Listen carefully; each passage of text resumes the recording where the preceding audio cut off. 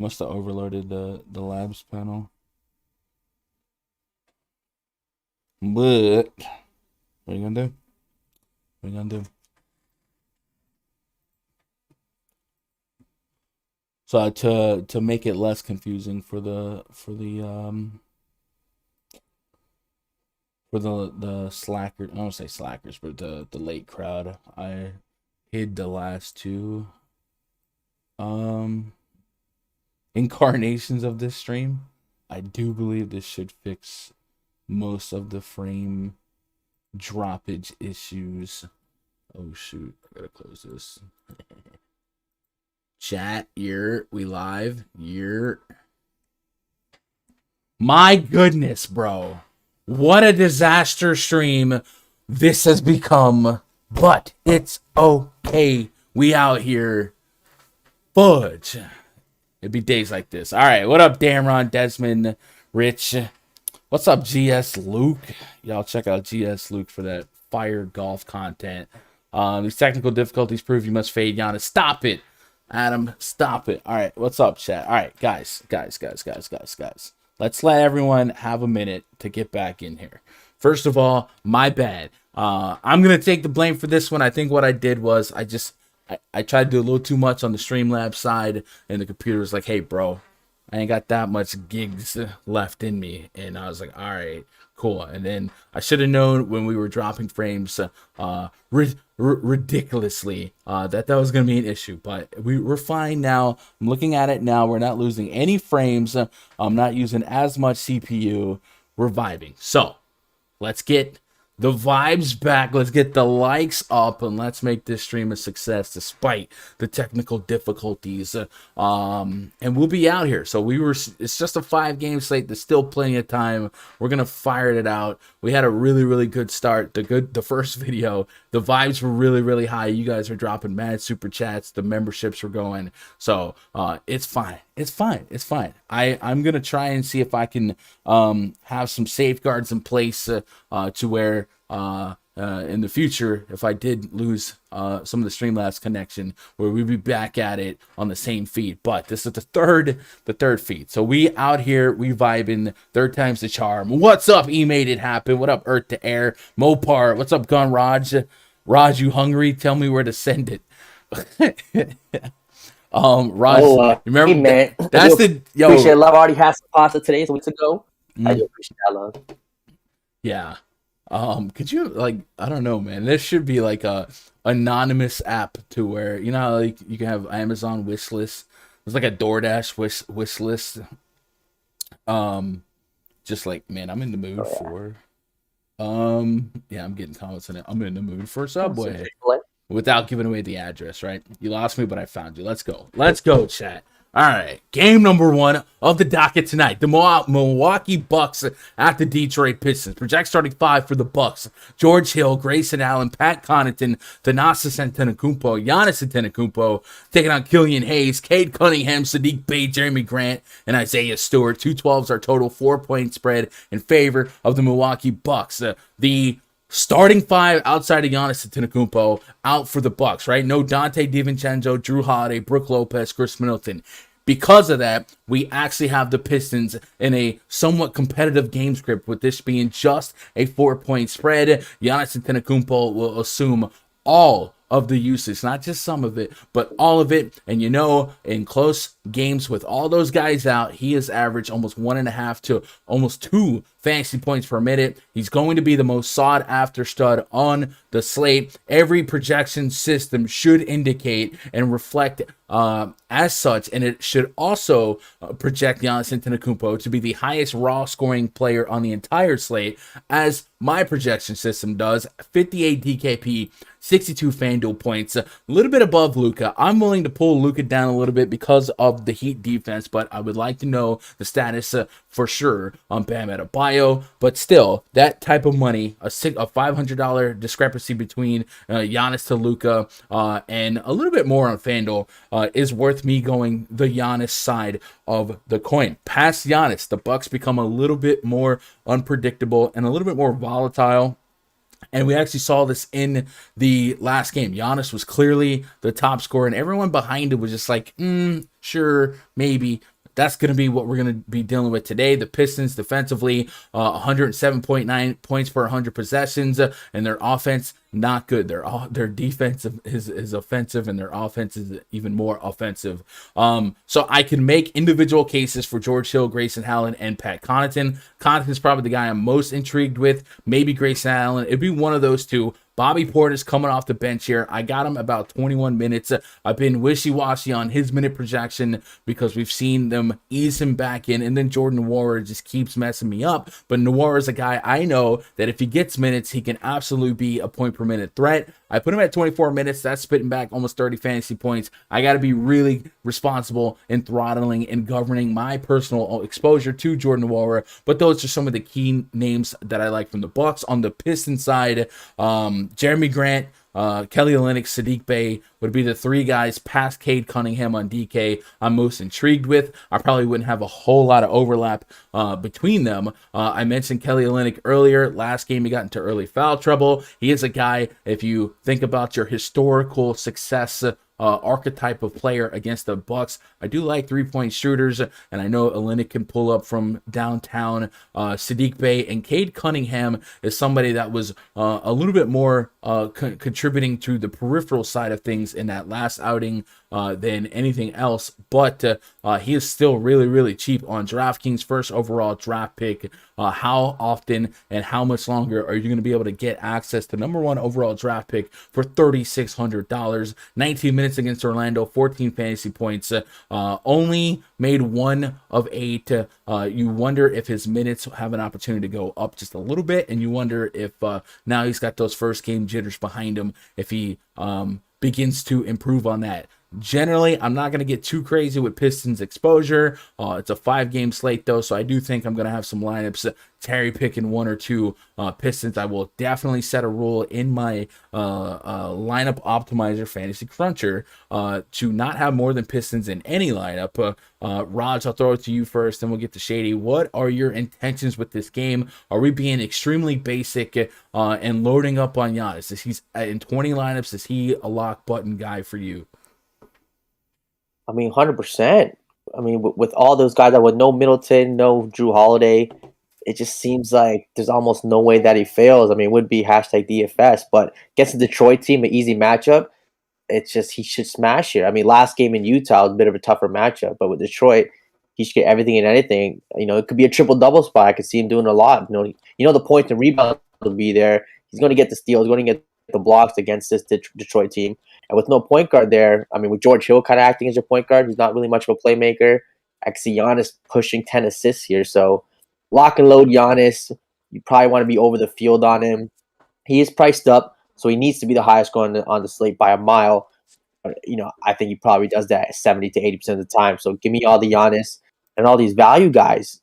I think you're probably going to start every lineup with Giannis and 2 to 3 other Milwaukee guys, whether that's his brother Donis, Pat Connaughton, Grayson Allen, even George Hill. He's going to play. Last game he played 30 minutes. He's another bump here, maybe 35. He can maybe get you 30 DKP, even though he's more of a 20 DKP kind of guy, even in 30 minutes. Nwora, Bobby Portis, I think they're all in play. You think Bobby Portis plays a lot of fourth today? Bobby Portis might be second on his team in scoring. I think he's probably the second most talented guy on this team in scoring right now with Middleton and Drew Holiday hurt. So I like him. And the Detroit side, man, I mean, they're all kind of healthy. They're playing. Sadiq Bey, like I said, is probable, so there's really not much value to go to. You mentioned Cade Cunningham in a bad shooting night the first game. If you want some value, 3,600, I don't hate it. I'm probably not running to play any of these Detroit guys. I think I'll allow Sadiq Bey, Jeremy Grant, Cade Cunningham, DraftKings only, and some Kelly Olynyk. Like I said, I'd probably minimize the overlap between Olynyk and like a Grant or something like that. But I'm fine with getting to Detroit, maybe more so than I usually am. Like I said, I will have to govern my optimizer to not overload my lineups with Pistons running back since the beginning of last season without Drew Holiday, Brook Lopez, Chris Middleton, and Dante DiVincenzo on the court. Only 150 minutes of sample size, but Giannis has averaged 1.7 DraftKings and Fanduel fantasy points per game, a 50% assist rate, and a 33% overall usage rate. If I take Dante off this list, we might get a little bit deeper minute sample size, but the gist here being Giannis Antetokounmpo is an animal, an absolute beast without these other stars on the court, even with the stars on the other court. But what it does when those guys are not on the court, it gives this game a higher probability of staying competitive. So I will definitely be starting my single entry, my core lineups with Giannis Antetokounmpo. Shady, is it the lock button for the Greek Freak for you or nah? Slate, Slate is basically it's pretty much pointing us in the direction of Giannis today. Uh, I think the biggest thing that I'm going to do with the rest of the team is pretty much kind of group them, especially even in 20 or even 150 lineups. You probably don't want to have excessive exposure to the rest of the guys, but you can spread it out. They're all pretty much in the same, I guess, DKP, FTP. They have almost the same projection, pretty much. We're talking about 3 to 5 points difference out of all of them.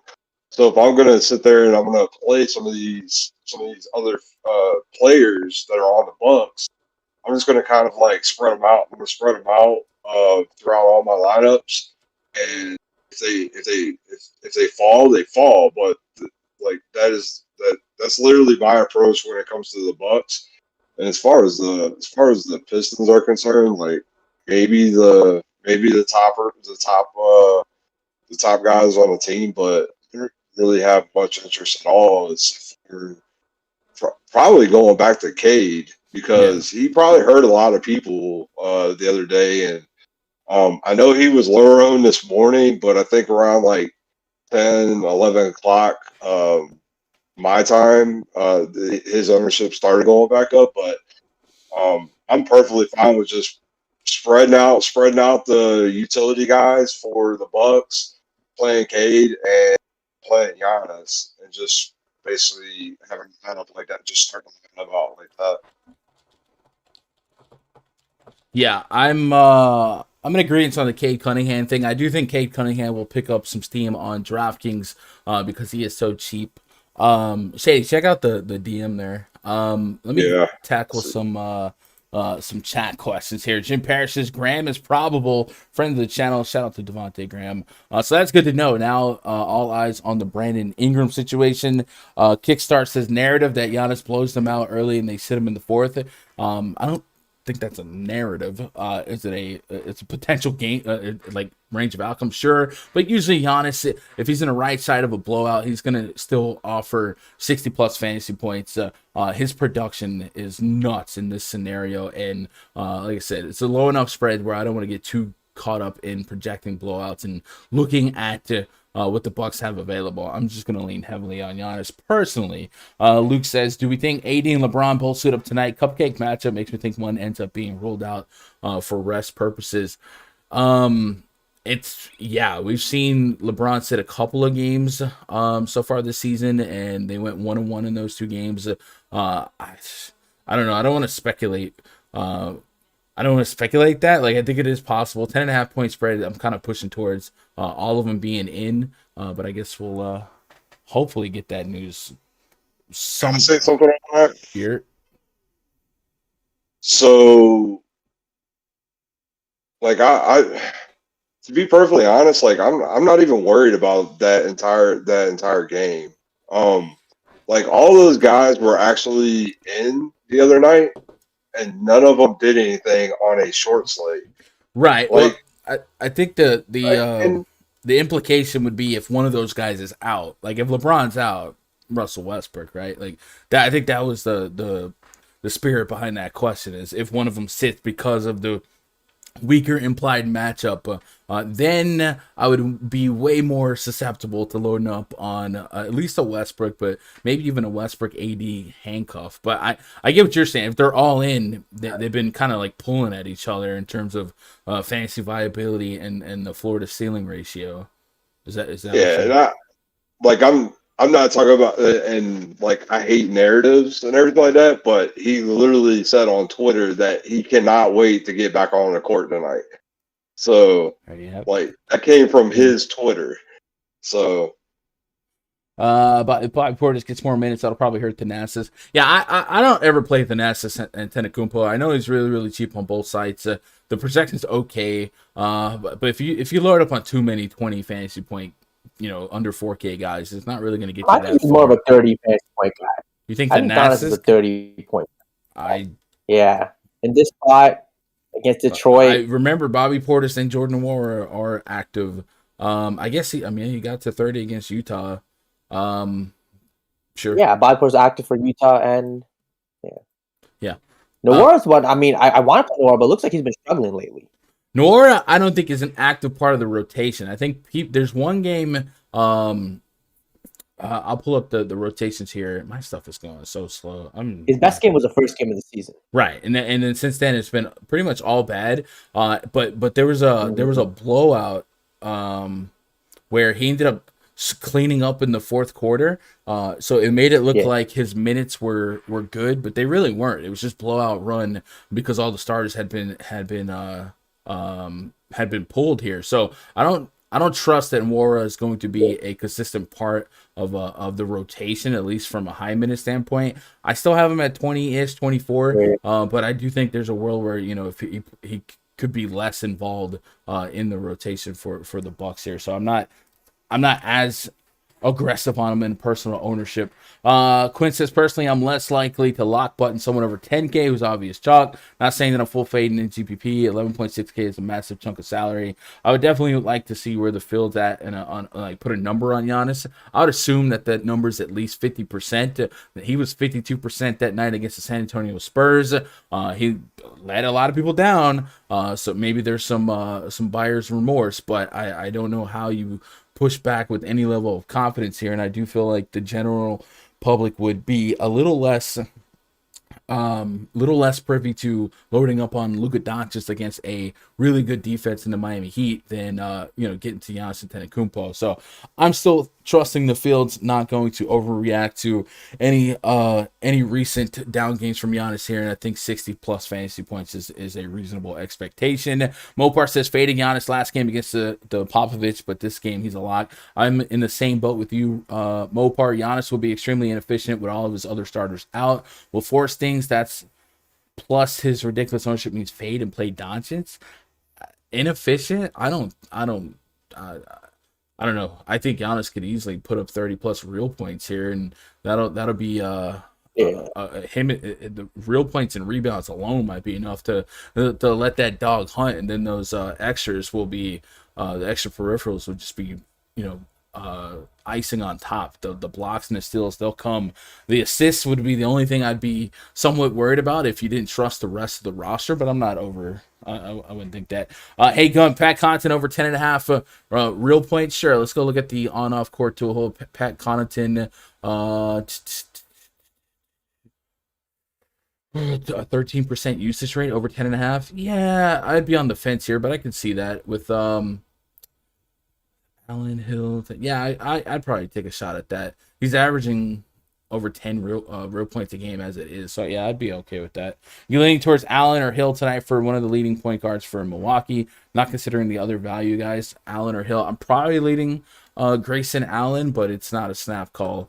Any love for Jeremy Grant? A little bit. 7K, I need the north side of 40 fantasy points. I was expect the median projection to be in the mid 30s, maybe the high 30s, and that wouldn't really do much for me at this price point. But I'll have a little bit of him, Sadiq Bey, Kelly Olynyk in the pool. I'll probably be right there with the field on Cade Cunningham, whatever that number might be. Again, I'm not expecting deep minutes from him, but that's a low opportunity, or it's gonna be a low price point for the opportunity at the moment. I put him at 25 minutes. If I can feel confident with that as we get closer to lock, I think 25 will produce, 8 shot attempts in that first game. He only hit one. If he hits a couple more, I get the north side of 20 from him. I'm okay. Like I said, I don't want too many barely 20 value plays, but if I have one or two, I think I'm live. Let's move on to the next game here. Miami Heat at the Dallas Mavericks. Projects 35 for the Heat. Kyle Lowry, Duncan Robinson, Jimmy G buckets, PJ Tucker,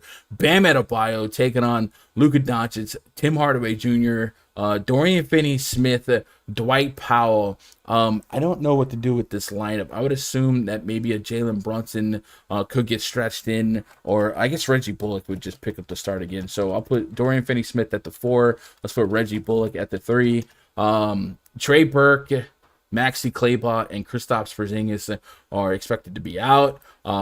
Kleber is an interesting one because with Porzingis out, we had seen Kleber come in as a backup center, a backup big, and we saw a big game in Dallas and a lackluster game in Denver, and we've been playing the guessing game on what Jason Kidd might do with this front court behind Dwight Powell. They went out and got Moses Brown, but they're not using him. They still have Willie Cauley-Stein, and they also have Boban Marjanovic, so I'm not sure what the intention is to do for the backup situation here. So what I did was I was able to push Dwight Powell closer to 30 minutes on my projection here, and just that's what I'm here there. So if I get closer to lock and I can see more quotes and tells and leans from what the Mavs might do behind Powell, I might get a little bit more creative with some of the low-owned punts in the the 100K to first, stuff like that. But Powell did get to 33 minutes against Sacramento, 27 fantasy points. He'd be one of those guys I put in my back pocket, risky value play, tier 3 type of person if Adebayo was out. If Adebayo's in, I'm a lot less bullish on getting to the front court against them. The Miami Heat so far, if we go pull up that team metrics tab in the RunDFS.com NBA VIP spreadsheet, you'll find that so far Miami have the best defensive rating in all of basketball, and there's a game in there without Bam Adebayo, and Adebayo when he's in, that's it's a big part of this defensive efficiency. So they've been huge. Their net rating so far, or their net is 15.7. I saw a tweet by StatMuse saying that if that's sustained, that would be a record in team history. Probably a little much to expect that to sustain at that high of a level, but we've just seen this team suffocate opponents. So between their lockdown defense and the fact that it's a low total, we expect the pace to be down, it's very easy to point at Giannis over Luka Doncic when you're trying to spend 11K and project 50, 60 fantasy points. And Luka has certainly not been a model of consistency so far this season. So you imagine this is going to be a tough matchup for everyone involved on the Mavericks, and even more so if Adebayo was in. Like I said, in that last back-to-back, Adebayo played the first game, sat out the second game. On both games right before lock, we were notified that he was on track to play, and then dropped almost 60 fantasy points in night one and sat out the second one. When he did sit out, we saw Dwayne Dedmon start. He got into quick foul trouble. Markieff Morris kind of benefited from a fantasy perspective then, and then Dwayne Dedmon came back in later and thrived. So if we are playing the if this, if that situation, if Bam Adebayo's in, I like him as a play, 7,500. I do think 40, 50 fantasy points is a realistic outcome against a very bad rebounding Mavericks team, losing 2 of their picks to become an even worse rebounding team. But if Adebayo was out, that would open up Dwayne Dedmon at 3,800 and maybe, just maybe, at 3,400 Markieff Morris. So plenty of potential value to open up here. No matter what, I think Jimmy Butler, 9,100, is one of those guys that could be one of the more obvious 50-plus fantasy point contributors on the slate. I don't know if he's getting the buzz and the credit by the field right now on how well he's actually been performing, but 49, 56, 55, 52 fantasy points, someone else, but I think 9.1K Jimmy Butler is absolutely fine for me. I got another ding in my ear, but it looks like we're still alive. I will lose my mind if the stream drops again. You guys are literally going to hear just like holes being punched in the wall. Shady, I'll go to you first this time. What are you doing with this game? I guess I feel like we should just assume Adebayo is going to be in. If Adebayo is in, what are you doing with this game? That's pretty much where I've been at. all day is Bam being in. I like Bam. That's probably where I'm going as far as the Heat is concerned. Um, I do like Powell on the other side. I just I I really don't I really don't like a lot of these other guys on the Mavs, and I'm not really looking to pay up for Jimmy or Lowry or anybody like that tonight. So that's just kind of where I'm going. I like Bam, I like Powell, and pretty much kind of just going from there. Man, the Mavericks have not looked good at all, like at all this year. And in the you think about the games without Porzingis, they looked even worse. That game against the Spurs, they were off to a horrendous start. Luka Doncic had his worst game of the year, and they were bailed out by extremely efficient production by Jalen Brunson and Maxi Kleber. Now you take out Kleber, you remember that night two at Denver, it wasn't enough to will their way through. So just a 2.5 point spread feels a little bit light for how bad this team has been. Raj, what do you do with the Heat and the Mavs? Is Jimmy Butler at 9.1K? Is that like the 100K to first guy? All he does is drop 50. Are you in on that? I mean, all he does is drop 50 when Bam's not in the game. I think with Bam coming back, that's when he's not as much of a lock for that spot. Whoa! He's been dropping 50 with and without Bam. Are you not watching? Yeah, no, he has. No, I mean, I don't watch a lot of Heat games, so I don't. I mean, I guess it's true. He has been scoring a little more recently. He hasn't taken on a little, but at 9-1, I mean, with the value, I think I'd rather just try to get to, I think, Giannis for sure, and then guys like we'll talk about in the next game, guys like Rudy Gobert in spots, and on New Orleans, no Ingram, a guy like J-Val over Jimmy Butler. I'll take those two. So I just don't think there's enough room for him. Obviously, been running 150 lineups, get some in, but if I had to pick, kind of these kind of priced up studs, guys who are 8K and above, again, I'll take Valanciunas over him. I'll take Rudy Gobert, Giannis. So there's a couple guys who I like over him. So I'm not Luka. Even though he's more expensive, I'd rather play over him. So I'm not huge on Jimmy Butler at that price tag, but I mean he's viable. But this Miami team in general, I mean, yeah, again, I mentioned J-Val earlier. So with Bam at 7,500. I don't know if I want a lot of him either. He does have that upside every now and then, but he's most likely going to get you 35 to 40. Probably needs 40 plus 45 in tournaments to at 7,500. Again, if you're running a lot of lineups, I like it, but if you're going to run 3 lineups, he probably doesn't make it in for me. It's just that so many other better spots. And you mentioned Luka. Luka just been he's been struggling this year, but I like it with no Porzingis 11-1. I think he's going to have his upside game where he's going to have 70. I know Miami's a better defensive team. It's not necessarily this top, but again, with no Porzingis, I think Luka's in a similar spot, to be honest. Raj, that McDonald's Wi-Fi cutting in and out, man. Last 2 games for Luka against the Miami Heat, 50 fantasy points on DK, and then 58 to 30 minutes, 36 minutes. I think it's very easy to just go Giannis over Luka. That might be the basic approach here. And maybe Luka finally shows up and has a big game here, but we just haven't seen that consistency out of him, and haven't seen a team thrive against the Miami Heat. So He's averaging 22. That's not for Luka this year. I mean, that number I think will regulate to more on lines of 30 by the end of the year. So I just think he's not shooting enough or shooting a little poorly right now. He'll shoot himself out of it. Yeah, Raj, your audio is very robotic. Is it? Yeah. So it's that McDonald's Wi-Fi, buddy. What a disaster, bro. This stream, dude. One of those days. It's so bad. We've been every stream so far has been so good. This one is just literally everything that can go wrong is just going wrong. So shout out to you guys for being patient and hanging. Tomorrow will be a lot more. It'll be a lot simpler, probably, hopefully. What is tomorrow? Wednesday? Yeah. Ricky Steamboat. Let's go, Shark. Man, I don't know. The Macho King, baby. Jimmy Butler would be Paul George of the East Coast if he would shoot threes. Agree. Yeah, sure. Yeah. Audio is mostly video straight. Yeah, very comparable players. Yeah. So I think in 20 lineups, I'm just gonna be a little bit more basic. Go Giannis over Luka. I definitely have some hesitations on Luka. Jalen Brunson's been really efficient. And then somebody in chat was giving some love to Tyler Hero, 6,400 on FanDuel, 6,900 on DK.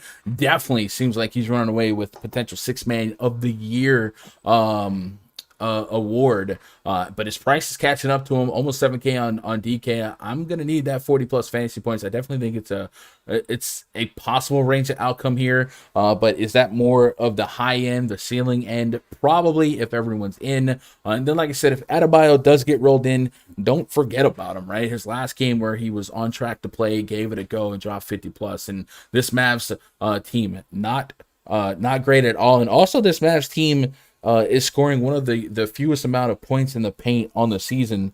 I've got like cat fur in my eye or something, bro. I just want to cry.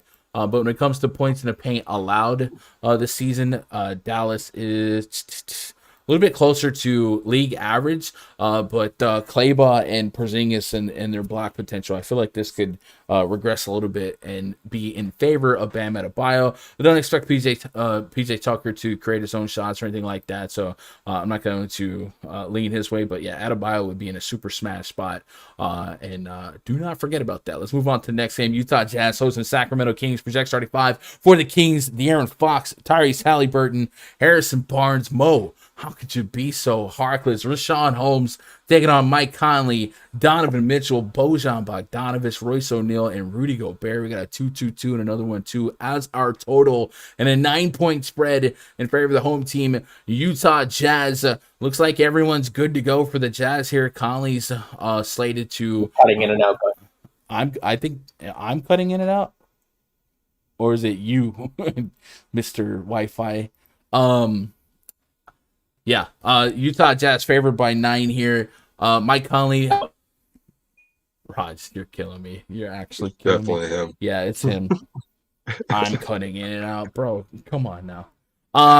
So yeah, teams at Utah, man, that's a death spot to beat. Utah has been perennially one of the toughest home teams in all of basketball. I don't have a lot of high expectations for just about any team that goes into Utah. Sometimes I'm surprised, sometimes I'm not. 8,600 on De'Aaron Fox, 77 on DraftKings, 7,700 on FanDuel. Really soft landing spots for the average expectation for De'Aaron Fox. My projections came back as okay returns if you are willing to maybe take that risk on a couple of guys going into Utah. 9-point spread kind of leaves the door open for this to get a little bit out of control. Past De'Aaron Fox, I don't have high expectations for many of these players. Rashawn Holmes, somebody that normally at 6,300 I'd be interested in, a guy that can muscle PPM potential. Just not that enamored with him going against Rudy Gobert. Raj is frozen. F my life. Harrison Barnes would have been an interesting conversation point with Raj here, because Barnes is Raj's boy. Barnes is playing very, very, very deep minutes. And then Halliburton, Buddy Hield, Davion Mitchell, guys like that, like I can understand cases for, but it's hard to get super excited from anyone individually from the Kings side. So I'm going to taper my expectations. I do think since it's such a shortened, condensed slate, I got to go ahead and take the plunge on a couple of these guys. But I might set a rule to not have more than one King in my optimizer. On the Jazz side, Donovan Mitchell has worked his way up to 8,800 on DK. At that price point, I'm looking for 45 plus more often than not. And then Rudy Gobert, probably my favorite Jazz player. My man's out here averaging 17 rebounds a game, 16 real points. So if you're going to get a high-end double-double with a couple of blocks and peripherals to boot, yeah, I like that floor. I like that upside. I can definitely see myself hanging my hat on a decent chunk of Rudy Gobert tonight. I think everyone else in this Jazz mix has a decent to high level of volatility in terms of their median expectation, and then definitely their ceiling ranges of outcomes. But I do think Gobert gives me the safest floor to ceiling risk reward. So Gobert's easily going to be my favorite player from this game. Raj, are you back? Are you good? That McDonald's Wi-Fi, the wind blew it out for a second. I'm good. I don't know. Maybe I don't know if I have to reset my router or something. What's crazy is you had the gall to say, "Gun, you're cutting out." Like it was, like it was you, me. Maybe. I mean, my Wi-Fi is good. Wi-Fi. Who uses Wi-Fi, bro? We out here 1 gig plugged into the back of this bad boy. Harrison Barnes, talk to me. I mean, you're going to play Harrison Barnes. Dropped 50 on him last time. Again, he's leading the charge for the Sacramento team, doing the scoring, doing the playmaking. Give me all the Harrison Barnes here. I love it at 7,400. I'd like him more than Bam, even if Bam plays and they're the same price. I know it's not a 1v1 position-wise, but I like him. Rudy Gobert, I think, is kind of a tier 1. I'd probably start every lineup with Giannis and Rudy Gobert. I think Rudy Gobert is at 45-ish with upside for 55, 60, 20 type of spot. So give me all the Rudy Gobert here. Other than that, I mean, Utah side, I really don't want to play any Donovan Mitchell, any of these other kind of other guys. Team. Same with the Sacramento side. Fox is intriguing at his price, but he just doesn't have the same usage he once had. So not running play any of those guys. Just Harrison Barnes and Rudy Gobert for me. Raj, you have got to buy an Ethernet cord. Who the freak uses Wi-Fi like you do to do what we're doing? Gosh dang it. Anyway, I mean, you kept cutting out there. That's why I'm just getting tilted. I'm tilting my face off today. That's I was dropping gems. That's what it does. Let me get caught up on chat here. I heard part of it. He's basically just talking up Rudy Gobert for the most part. Yeah. Raj didn't pay his internet bill. Yeah, I don't know. Stream of the year. You got to get it out of the way, right? There's gonna be it literally. You work live. 1 or 2 of these every year. Everybody can blame it on me. It's my fault. Maybe. Marquez says, I hope Bam is out so I can play Dedmon and Butler. Yeah, I could play Butler no matter what. No such thing as a bad stream. We all hear. I appreciate that, chat. Surely Mavs will start bouncing back. Maybe, but it's literally the toughest matchup in the league to bounce back on. Shady only stream how it should be. Craig says, hell, Buddy Hield since he takes so many threes. Man, I've passed Fox and Holmes and a little bit of Barnes. I haven't played a ton of Kings here, but like I understand the thought process behind Buddy Hield. He is averaging 17 points a game so far, and a couple of rebounds to boot. So I don't think that's a crazy take. I do think you're going to have some uncomfortable names in your lineups tonight, especially in those GPPs, with the last 3 games being a little bit imbalance in terms of the spread, the seesaw, the potential blowouts. Yeah, there's gonna be some weird names up top. So past the obvious ones like Giannis and Rudy Gobert, maybe some Cade Cunningham, something like that. There's gonna be some names you probably don't normally play, and I think Buddy Hield could fit the bill as one of those guys. Maybe Davion Mitchell.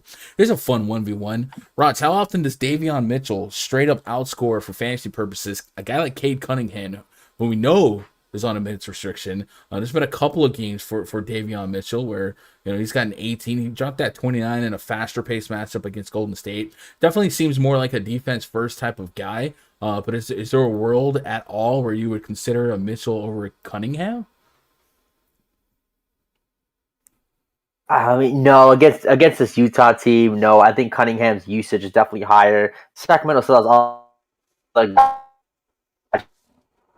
with Barnes, Buddy Hield, Halliburton, Fox. They just have a lot of mouths to feed there. So I'm taking Cunningham all day, every day. The upside's going to be more. I think the floor is even higher, too, especially in the Milwaukee matchup with Giannis and a bunch of scrubs. So don't get too cute. Don't play Davion Mitchell.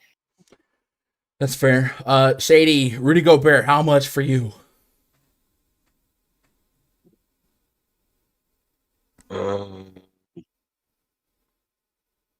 Probably 30%. 30%. Yeah, I think that's a healthy spot to be. I think my personal exposure to Rudy Gobert is going to be contingent on the Bam Adebayo news, because I'm going to like Bam Adebayo quite a bit if he's in. And there might be some lineups where I get to all of them. I don't know that you can get. Well, we do have another center that we need to talk about in the next game as well. So.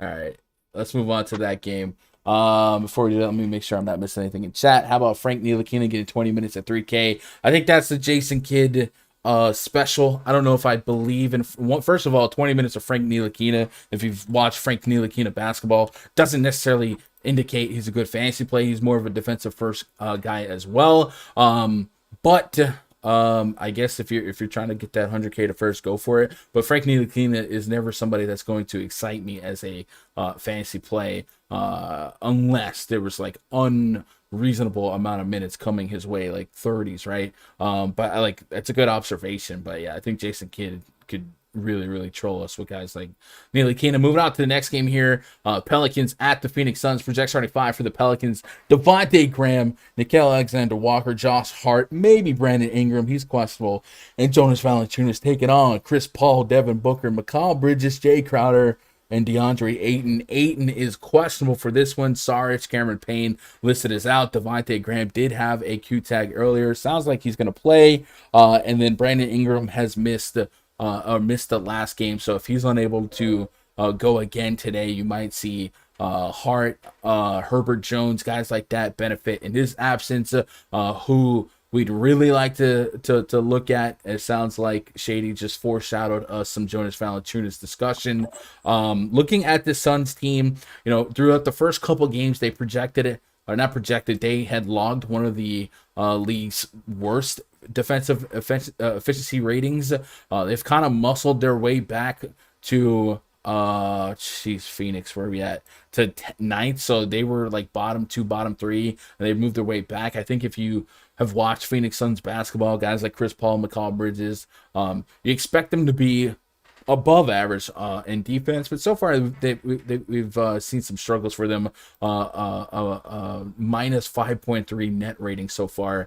So if you think they're going to struggle going forward defensively, we can kind of take that cloud where we don't target against the Phoenix Suns. However, they are 11-point favorites here. So if the Pelicans are going to be competitive, they're going to put up a fight, it's going to be through the hands and the hustle and bustle, the motor peripheral stats of a guy like Jonas Valanciunas. And J-Val is having his best season so far, at least from a fantasy perspective, where they've taken the top off of him from a minute standpoint.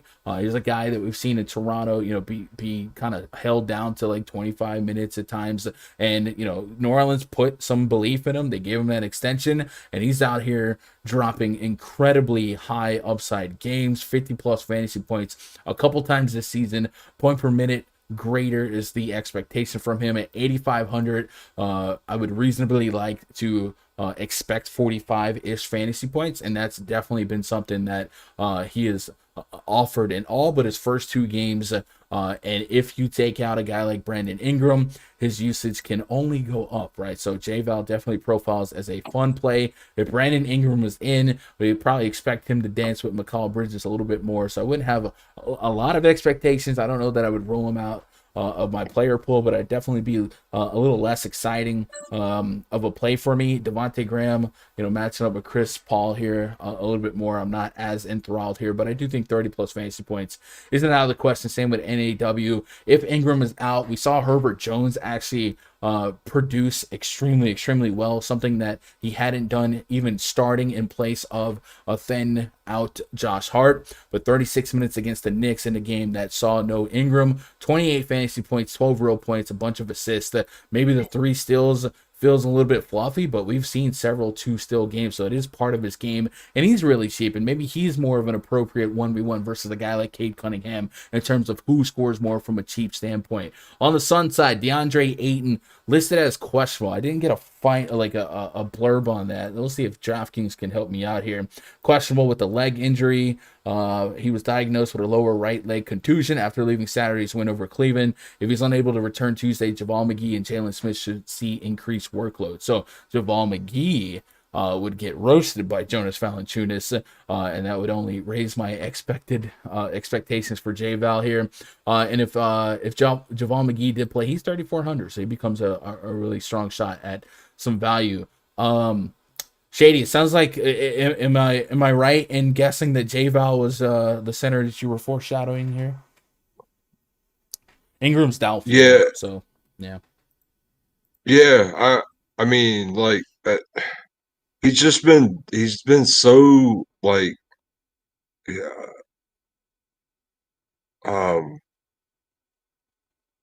like he's been so dependable, like in DFS this year for the most part. Mm-hmm. And if Ayton is out, like it just makes it even better to me.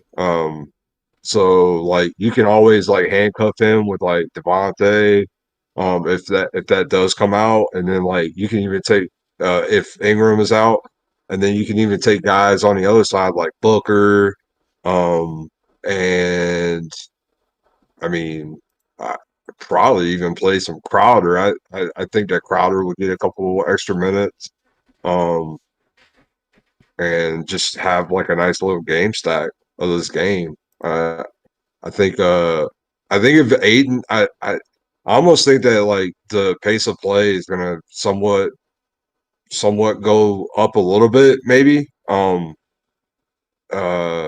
And it just seems like something good as far as fantasy purposes. The Pelicans have 111 points per 100 possessions allowed, so that's going to be bottom 6 in terms of the league in terms of defensive rating. 103.7 points per 100 possessions. So their offensive rating not great. Can only go backwards without Brandon Ingram. Raj, does this game stay close? And if it does, even if it doesn't, what are your expectations on Jonas Valanciunas in terms of your personal lineups? I know you were really high on Rudy Gobert. Something about Rudy Gobert that we've seen so far is like his real points and shot volume looks like it could be going down, but historically Gobert's not been a 20 real point game center. He's been more of a get you 20 rebounds, hope for a couple dunks here and there. He's getting to the free throw line quite a bit, but how often does J-Val outscore Rudy Gobert? I think it's a substantial amount. I would like to think out loud saying, I want J-Val and Gobert and Giannis. Well, how realistic are those lineups? How realistic are those lineups? And then to correct earlier Chat's Brandon Ingram is doubtful for this game. So with Ingram out, do you think this game becomes a laugher? Do you think the Suns put away the Pelicans pretty early? And if that's the game script in mind for you, are you going to dumpster dive here? Herbert Jones to curtain call that big game last outing. The risk reward, the risk really low. The reward could be high 20s. We talked about the Davion Mitchells and the Cade Cunningham effect. Like Herbert Jones has a realistic shot at being a super solid value play, at least on DraftKings. What are you doing with this game? I mean, I like it. I think people overstate the chances of blowouts. I think a lot of these guys, the NBA players that, when they're thrust in their starting lineup, maybe they'll play a little over their heads. They play well. We saw that with the Philadelphia guys, just scrap out, getting it done. I can put this Pelicans, a lot of young guys getting it done, even with a lot of their studs out. So you mentioned Herbert Jones. I like it. When you put Giannis, Rudy Gobert, and Valanciunas in the lineup together on DK, you're left with about 4,400. You could throw in Cade Cunningham, Jones. You throw a couple of these other value in Milwaukee. I think you can make it work. If you want to start your lineup with those three guys, I think you're locking up 150 to maybe 200 points. They all have 180, 190 points. They all have really ceiling games. I'll take that all day, every day game slate. So I like it. I mean, and again, even not just Herbert Jones. I think a guy like Josh Hart is viable with Ingram doubtful. Devontae Graham, he's been questionable. So he's still chucking shots. Last couple of games, 21, 16, 17. He shot 4 for 16 and 6 for 21 the past couple of games. He's going to shoot out of that too, and one day he's going to shoot 50, 45%. And when he does that at 6,400, he can give you a 45, 50 bomb. So give me some Devontae Graham here in this spot. I really like Devontae Graham at that price. Neil Alexander-Walker with no Ingram. He's going to have some usage at 6,700. I think Devontae's upside's more just because he chucks more, so I like Devontae more. But if you want to get some NAW, I don't hate it. And the Phoenix side, if DeAndre Ayton sits, JaVale McGee becomes kind of – it's interesting if he's a lock because at the price, smash spot. Raj, you're killing me. You're killing me, Raj. You're effing killing me, bro. Play a little center if you don't want to play in the power forward spot. I'm really finding out. One of those things. Goddamn, I don't know. I can hear myself cutting out too. But yeah, JaVale McGee without Ayton might not be the lock as many people think with these centers on the slate. Like on Fanduel, you're going to just give up that center spot for McGee with no Ayton and just not play Valanciunas or Gobert? Yeah, I mean, probably not. You would need JaVale to have a Drummond game. He would need to have a Drummond game. There's a good chance you would have the DeAndre Ayton news anyway, and you would probably already be locked into one of these other centers. But yeah, JaVale McGee would have to be put up an incredible number. Maybe on DraftKings would be a little bit more versatile with the flex spot, something like that. But realistically, even in JaVale McGee, recent years with centers were out, never really a massive minute guy anyway. Between him, Jalen Green, and you mentioned maybe Jay Crowder stretch this out a little bit more. I'm not too enthralled with any of those guys. I think you can easily sign me up for J-Val, for Rudy Gobert, and you can even put Giannis in the center spot and just kind of take the value elsewhere. I'm fine with that. You mentioned Devontae Graham. So looking at the NBA Lowry report from Add More Funds, this season without Brandon Ingram, I haven't done anything else to adjust these numbers. And remember, the sample size is still very low, under 100 minutes all the way around. NAW about a fantasy point per minute, and some of these are going to be with and without Josh Hart. J-Val is the only viable fantasy guy that has flexed any type of upside at 28% usage. Devontae Graham's usage is also at 28%, but hasn't been as efficient from a fantasy standpoint. A 1.1 DKP per minute pace with a 30% assist rate. Again, just a nice 69 minutes. Tougher perceived matchup, catching some Chris Paul defense. So I'm not that excited about it, but I do think 30 fantasy points is reasonable expectation for a couple of these guys. And then we have just mercifully one game left on the docket. Before we do that, I'm going to take a pause for the cause. Chat, this stream brought to you by PrizePicks. If you guys, I thought my girl was trying to tell me that the stream dropped again. I was about to actually cry. Brought to you by PrizePicks.com. If you guys are not on PrizePicks, man, what are you doing? It's so much fun. It is prop betting meets DFS. They allow you to get some action, further reward the research you're already doing, or if some late news drops, such as DeAndre Ayton being out, you can go to PrizePicks, immediately grab some action on maybe some of the J-Val numbers, something like that. Check it out. You can download it on your iPhone, your Android. The desktop is accessible, and they are continually opening in new areas, expanding in new states. So if you maybe a year ago tried to sign up for PrizePicks and they weren't in your state, well, they've added quite a few states in the last year. So go check it out. But also, if you sign up using code GUNDACKER, they show me a little bit of love, and after this stream, I effing need it. And then they'll also give you an opportunity to double your first deposit up to $100. So if you have just 20, I can't believe. If you just want to throw like a 20 bomb at it, don't turn that into $40. You can turn that. I'm gonna mute Raj. I can hear Raj raging. I had to mute that though. They'll double your first deposit up to $100. There's plenty of benefits from a DFS standpoint on PrizePicks. I've definitely seen a lot of people in the Discord feel like this has been a much lower stressful way to play DFS, right?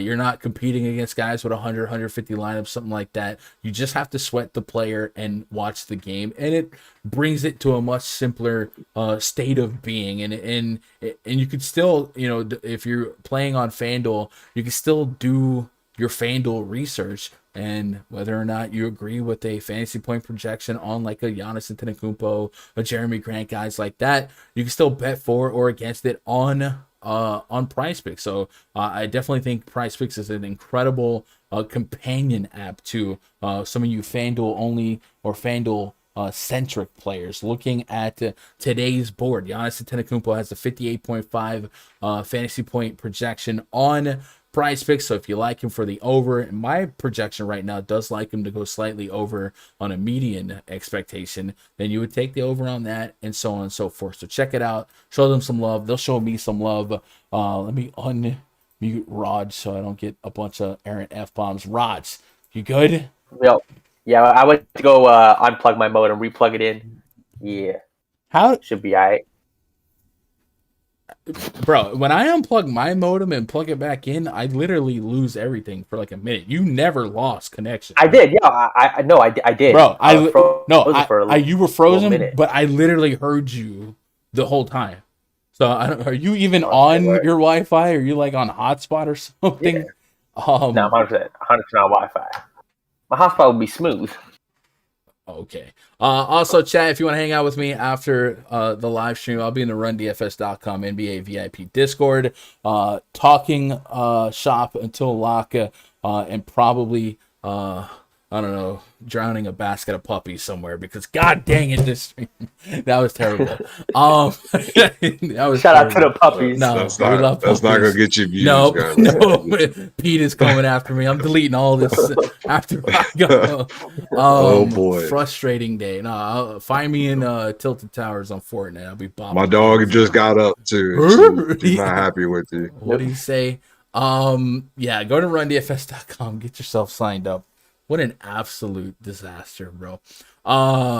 If you guys want access to my spreadsheet, my projections, all that good stuff, that is behind the paywall over there at rundfs.com. Hey, Gun, it's not that disastrous. You got 160 live people right now. I know. Hey, this is some troopers. It's I'm a perfectionist, right?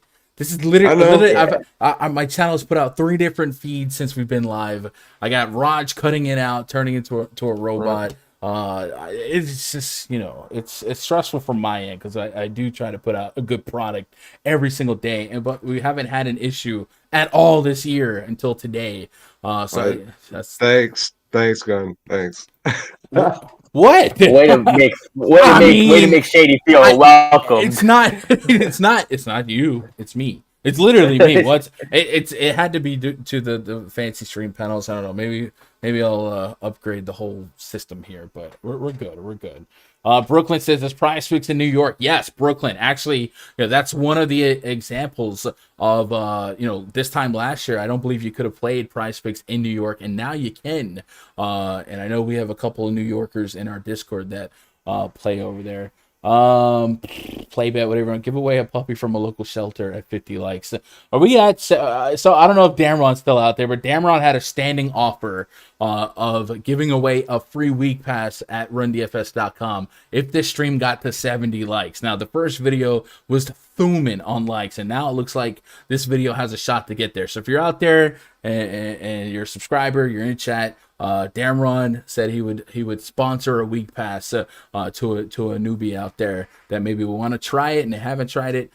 So get the stream to 70 likes, and we'll do that, and hopefully that'll fix all of the badness, right? What up, Justin Jennings? We rock with you. Entertainment was spectacular. I appreciate that. That's love. Patty Whacker, yes sir. Takedown Tuesday, let's get it. Why are you watching without liking though? Yeah, exactly. This is just one to forget, guys. We'll be all right. Maybe I'll make it up to you guys with like a deep dive video for tomorrow's slate. It's a much bigger slate, more than likely. Main event tonight. Houston Rockets at the Los Angeles Lakers. Project starting 5 for the Rockets. Kevin Porter Jr., Jalen Green, Jayshawn Tate, Daniel Tice, Christian Wood taking on Russell Westbrook, Kent Bazemore, LeBron James, Anthony Davis, and DeAndre Jordan. We got 218.5 total, 10.5 points spread in favor of the home team. LA Lakers, AD, LeBron James had lingering tags on them, but I think the expectation is for them to be a little bit closer to in than out. AD was actually listed as probable, with LeBron being the one guy that is not for certain. But as we've alluded to earlier, there have been social media posts by LeBron saying he can't wait to play tonight. So unless those are scheduled posts, maybe we're expecting LeBron to be in action tonight. And with all 3 of those guys in the mix here, we have not really seen a steady diet of upside from Westbrook, LBJ, and AD. And now we have a 10.5 point spread, potential blowout in this game. So I could see these guys getting phased out of ownership. Maybe that's a good thing. Maybe that's a bad thing. Maybe that's an opportunity at leveraging the field without having to give up too much here on the Rocket side. Christian Woods at 7,900 on Fanduel, 8,300 on DraftKings. We've discussed Jonas Valanciunas, Rudy Gobert as guys that are similar price points with higher floor and higher ceiling expectations here, and maybe you can get low ownership on him. Maybe some of these Rockets guys are keys to the kingdom, right? KPJ 59 on FanDuel, 62 on DK.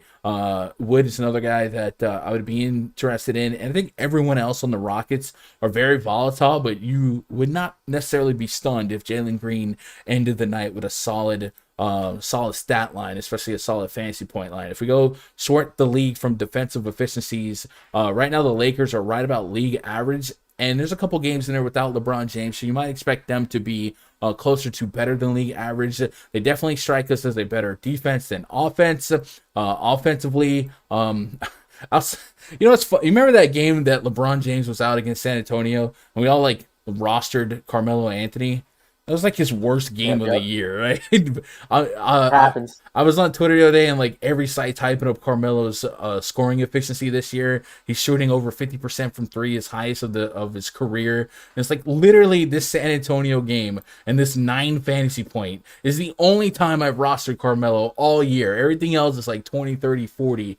So F me, right? Well, this is essentially a home away back to back with the day in between. Against Houston the other night, Carmelo played 25 minutes. He shot 5 from 8, 8 from 14, with 4 blocks. Count them, 4 blocks, 2 steals. He just had one of those old school Melo games. I don't think I'm running to chase those points, but I guess his viability is on the table. He exists.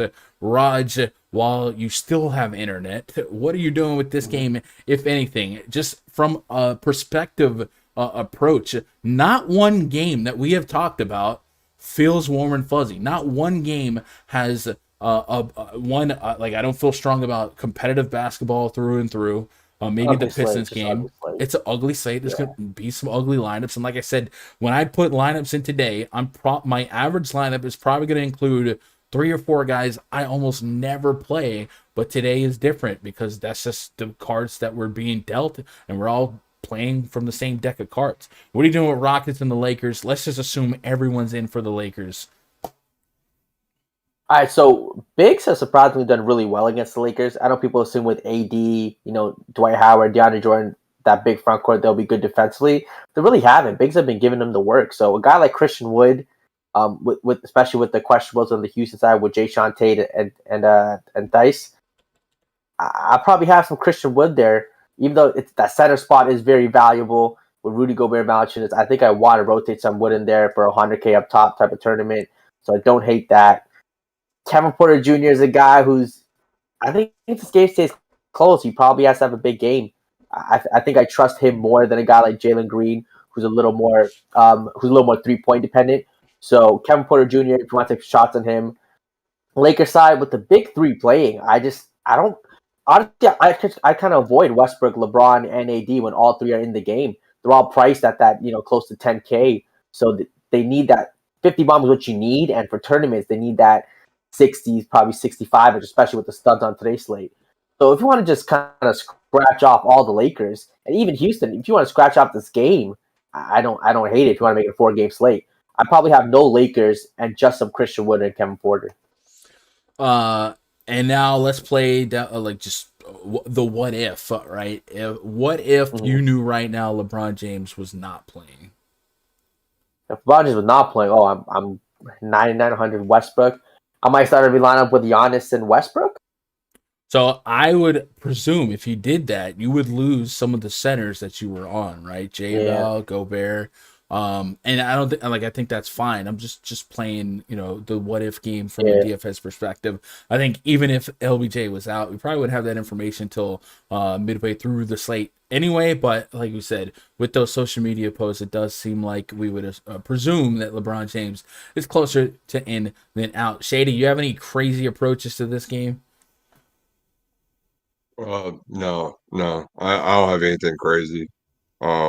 It just seems like I I I don't really have any true interest in anybody on the Houston side. Um, I know a lot of people are probably going to bring up this Alperen Sengun, however you pronounce his name. I mean, he came in the other day, and was very efficient. Uh, so I mean, if you think he's going to be able to do that, I was playing the game the other day with DJ. No Dwight Howard. Playing some DJ, just hoping that Howard was going to be out. I mean, he produced okay, but it's not something that I'm probably going to even consider in a 5-game slate. So I don't know. Yeah, so you mentioned Sengun and then DeAndre and then JaVale McGee, like the the common denominator between all those guys is you have to sacrifice the center spot, and it's going to lose access to Gobert, J-Val, guys like that. And like I said, you could also play like Giannis in the center spot as well, Bam Adebayo. So there's a lot of implied raw points that you eliminate from those lineups that do that. I would assume like if you did pump one center, you're probably really trying to get to like a Giannis or a Luka combo, Giannis somebody else. But yeah, I'm probably not getting too creative at the center spot past some of these 7-8K guys that just feel like we're filling 40 fantasy points or better in those spots. So yeah, chat. I'm gonna try to get us out of here within 5 to 10 minutes. So if you guys got any lasting questions, comments, concerns, I appreciate it. I appreciate your time. I will say that in the first incarnation of this stream, you guys went nuts. So I do want to double down some appreciation because we did start losing access, or we started losing feed. So Darren and Hateronzo becoming channel members of this YouTube channel. That's highly appreciated. We got a couple of you guys. Like I said, the more channel members we get, the more likely I'm going to do some members only stuff. Maybe whether it be more exclusive videos or exclusive live streams. So look out for that. Also, Fishfan and Devin, or Fishfan and Decreasy combined for almost for 15 bucks on the super chat. So shout out to them. Much love to them. Supporting the stream, supporting all that stuff. So let's get all the questions, comments, concerns out of the way, and then we'll get you guys on your way. And I'll be in the RunDFS.com NBA VIP voice chat. We're only 2 likes away from Damron pulling out a $20 bill, passing it to me, and awarding one of you guys a week pass for RunDFS.com. So get those likes up as well. R. Cathell, this is any word or idea on Bobby Portis minutes. So I put him for a little bit over 20. I didn't see any verbiage to suggest much greater or much lower. I put him at 21. So that's probably where I would be unless we get like a Budenholzer exact quote to say he wasn't on a minutes restriction any longer. Big Timer says Sengun is a baller on a permanent basis. If Tice can't go, he's an excellent play. I think that's definitely something to jot down, and maybe somebody to late swap if you have a couple of deadlines or really live lines if you want to get really crazy. Andrew Collins says DK tournament, Giannis and Josh Hart or Butler and Barnes. So it does feel like the floor's in the Butler and Barnes spot, especially if you trust Barnes to repeat what he did against Utah in that last outing. And Butler has been a really strong shot at 50 fantasy points each game so far. Josh Hart being the much more volatile combo piece in that 2v2. I don't think it's in tournaments. I don't think it's crazy to see a double-digit rebound game out of Josh Hart and kind of getting you there. And we know Giannis Antetokounmpo likely leads the slate in fantasy point, at least in the raw projection. Mark K says Gordon 4,200, FanDuel Porter 5,900. Eric Gordon, he's usually going to be a scoring dependent guy. If he gets to 15, 20 real points, he's probably going to fill a need. Kevin Porter's a little bit more viable for me just because he comes in small forward eligible on FanDuel, and he does a little bit of everything to kind of get you there. He hasn't had like a massive fantasy season so far, but I do think his floor is a little bit better if 1,700 salary isn't a big deal to you. Big Time says McGee could break the slate tonight. McGee does have those big games, especially those big block games, but you are giving up a lot of implied fantasy points at the center spot. If you're giving up that center spot for McGee, you're losing out on at least one of J-Val, Gobert, Adebayo, guys like that. But I don't disagree with the sentence that JaVale McGee could have a massive game. We've seen him have big time high block games and high fantasy scoring games. But I think for me, the median expectation is not a ridiculous amount of minutes. So we'll see. Maybe we'll get that news in time, though. Tappy says, is Bobby Portis at center on Yahoo? $10 a good value. Yeah, being bare bones min price, definitely, a very low risk. I think with Bobby Portis, the issue is the expectation on his minutes to be played.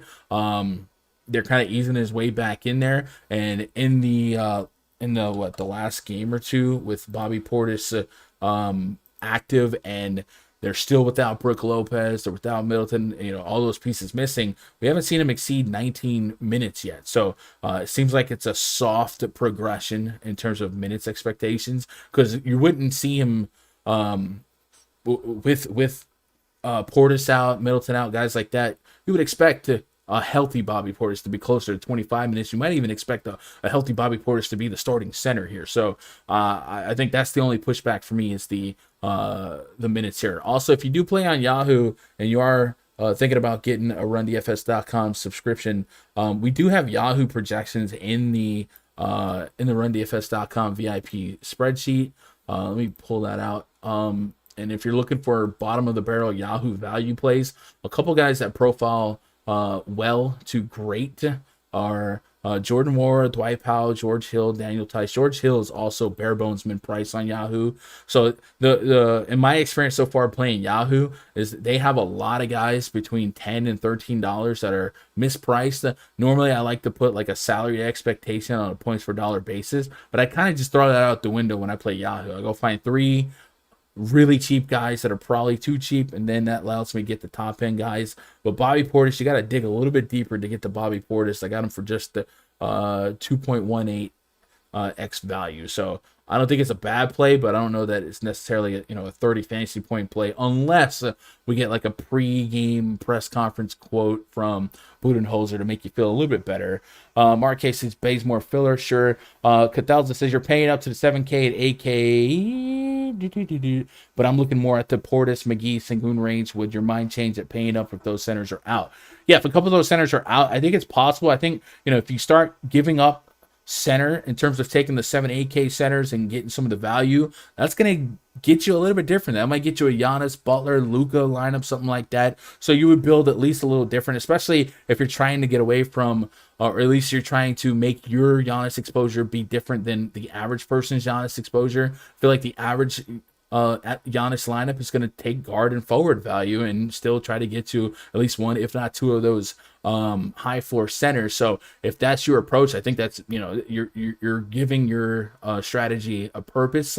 That's not the approach I'm taking, but this ain't we don't have the right answers pre-flop, right? So I don't think that's a bad strategy because it will get yourself some unique lineups that could still feature a chalky Giannis, but also get to also differentiate those Giannis lineups with lower owned centers and get you access to maybe like I said, Jimmy and Luka. Don't play Portis unless he's starting. I just wouldn't play Portis unless you felt good about his minutes. I wouldn't necessarily sweat whether or not he's starting, but starting would, I guess, make you feel a little bit better about his viability in terms of floor minute projections. AB says for how many moving parts there are tonight, it feels like a 10-game slate. It really does. Like it's an ugly small slate. Encore says, will one of Ross, LBJ, AD be in the winning lineup tonight? It seems like the knee-jerk reaction by the casual player is going to not prioritize any of those guys, and maybe those guys all come in under 10%, under 14%, under 15% on a 5-gamer. Yeah, there's still a world where LeBron James could trip dub. We saw that in night 1 as well. Top fade for me, Encore, is probably going to be Luka Doncic. Russ revenge game, sure. Been wanting to play cash, but I'm scared, homie. This would probably be a crazy night to start your cash game journey in NBA. Adam says Giannis and Gobert to me is the best combo tonight. I definitely like that from a floor standpoint. I think Gobert is interchangeable with J-Val and potentially Bam Adebayo, depending on those bits of and pieces of information. But I don't disagree with the Giannis Gobert love. I think that's a really strong start. Desmond says, do you like Rondo tonight? Nah, I would only play Rondo if like LeBron is out. We saw Frank Vogel say that Rondo is the pure backup point guard without LeBron James. But if all those guys are in, it could be a saturated guard rotation, including but not limited to Rondo, Reeves, Malik Monk. You know what I'm saying? There's a lot of mouths to feed in that guard rotation. I don't think that Rondo would necessarily be a fantastic play. Honestly, I wouldn't play McKee. Maybe something. Yep. Bridges, Pat Jones for value. Yep. I live out in Phoenix and follow the Suns closely. From what I'm hearing, there's a good chance Ayton sits tonight, but they don't want to see how he does in pregame warmups. Definitely something to keep an eye on for sure. If it's going to be a true game time decision, we probably don't have that information before lock. Anyway, McGee for 3,400 DK would be very attractive. All he needs is 24 minutes. The 24 minutes would probably be an aggressive stamp, but yeah, 24 minutes of Javon McGee is definitely a better fantasy player than real player, and he would probably pay off that price point if that's all you cared about, right? Out of context of what you're giving up or what you're sacrificing. Yeah, 24 minutes of Javal McGee could definitely get there. Henry Ruggs, yeah, Shark. That Henry Ruggs situation is wild, right? About to do some jail time. Yeah, that sucks, man. Guys, don't drink and drive. All right, we got to 70 plus likes. I don't know if Damron's out there. How we're gonna do this? Damron, is Damron in the Discord? I think I can do a giveaway here on chat. So themes, alert box. I wish I was prepared for this, but Damron, if you're out there, they did hit the 70 like goal. I don't know how you want to do this giveaway, but it looks like you guys have now become eligible for a week pass giveaway. So Damron, if you're out there, let me know. Unless you're just trying to run it tomorrow, we can do the spin the wheel, make a deal game, right? You just said give it to me, gun. Yeah, Raj, you got a hot take? Hot take for the day today. We'll do Giannis is not in the 100K winning lineup today. You say that, but are you fading him? No, I'm gonna have. Okay. I'm saying like I'll probably run I'm thinking today probably like 10 lineups. Mm-hmm. I'll probably have him in 6 or 7, and I'll have 3 or 4 without him. Okay, nice little hot take. Shady, you got anything piping hot for the boys one time? I can't stand hot takes. But I mean, I guess I got a funny take. What's that? And Antetokounmpo will be in the 100K lineup today. Okay. No, I'm just joking. So like I kind of want to just talk real quick on like a lineup building stuff. So like last night, like I literally got PG, SGA, Giddy, like I literally got all of those guys pretty much around like 10 to 15%. So if you are considering playing any guys in these late games and basically just kind of like making a build that way, like, and you're playing 20 or 150, however you want to do it, like, just build the lineups that way. So if you are going to actually, like, let's say you're using an Opto and you're going to put Sengun in your optimizer, optimize it to where like you are basically giving him like the minutes that you are projecting him to get in that game. If you don't do that, then like you're not going to get any of them in your opto. It's not going to give you any. So just consider that when you're actually playing some of these guys. I mean, I wouldn't go as far as like giving McGee like 24 minutes or anything, but probably if you gave him like 18, which would be public math. Let's just say you give him 16, so that'd be 4 minutes in each quarter. That's reasonable for somebody like JaVale McGee. If you want to up that, then like give him more minutes, and like that'll give him a real projection on how much you actually think that he's going to play minutes wise. And then whatever projection system or whatever opto that you're using out there, it's going to actually provide you with what they're going to actually with a soft projection of what they're capable of doing in that amount of minutes. So that's probably the only thing that I really wanted to say. Yeah, definitely. If you are using an optimizer to do your lineup construction, you have to put your fingerprints on it. You can't just trust the buttons and hope that the projections will get you where you want to be. I'm trying to set up this user management to add regular channel ID. Let's see. Oh yeah, you started it.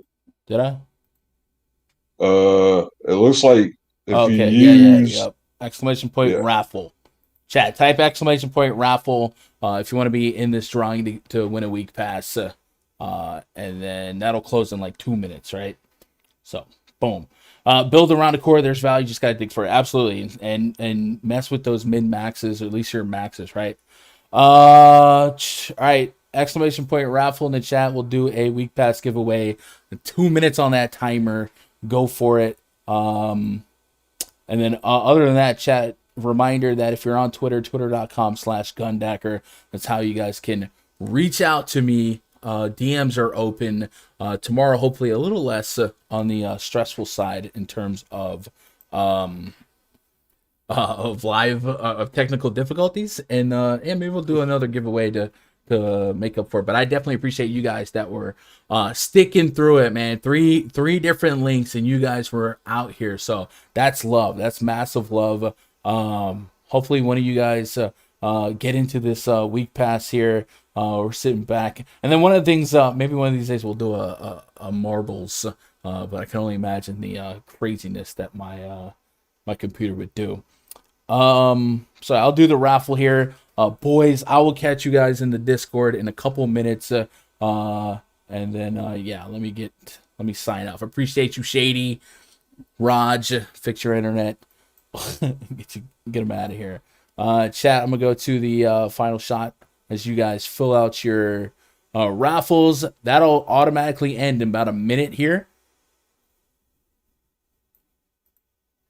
And good idea. So we did this on the fly as well, too. So we might do some more giveaways using this. And good way to reward you guys that are out there watching the streams. And 30 seconds left on that countdown. A lot of you guys jump into that. So shout out to Damron for sponsoring this. If you guys want to be cool, sponsor some giveaways, just let me know on Twitter. Let me know on Discord. And we'll let this vibe out here. Woo! Woo! What a stream, chat. What a stream. While you guys do that, let me look at tomorrow's slate.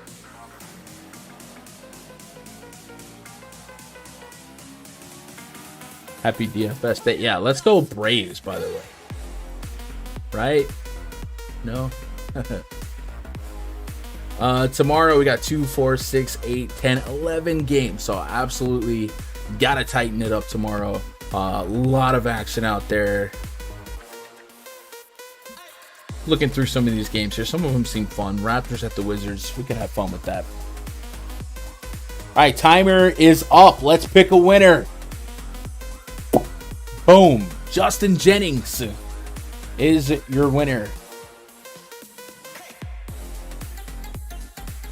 Did it? The thing didn't announce in chat. Let me I was gonna say screen share it for I don't know. So Justin Jennings, I guess get with Darren, or get with me. DM me or whatever. Let me go to breakdown one cam real quick. Just so you can see. Justin Jennings won. And all you guys that were in it. 3 games tomorrow? There's only 3 games tomorrow? Oh, I looked at the wrong thing then. So all you other guys that were in it, you were really in it, but Justin Jennings won it. Congratulations, Justin. Chat, I love you guys. I really do. I'll see you guys tomorrow, 3 p.m. Eastern, 2 p.m. Central. Good luck. God bless. And go win some money.